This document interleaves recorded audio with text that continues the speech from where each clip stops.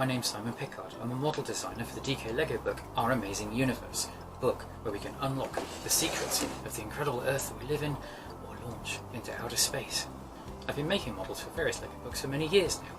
I actually started out with one called Animal Atlas.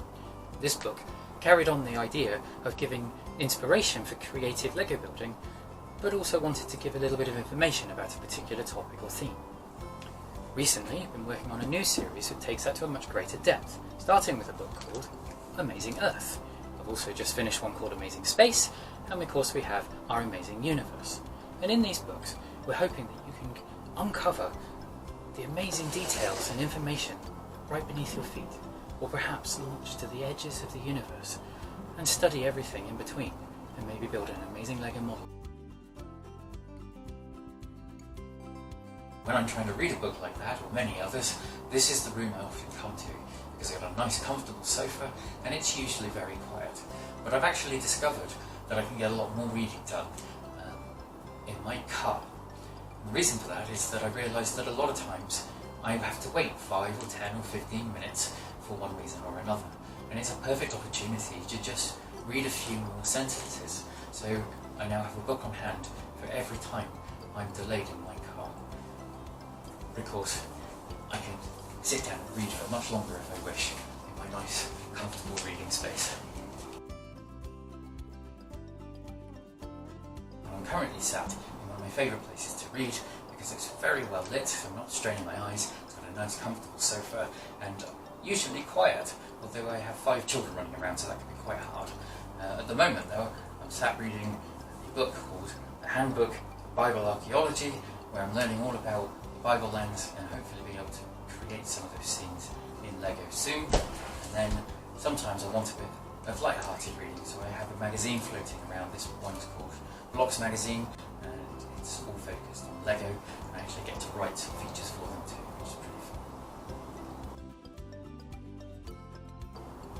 When I'm doing model design, I love to do a lot of research, and this year I've just picked up a new book for myself, which is all about lost ancient cities.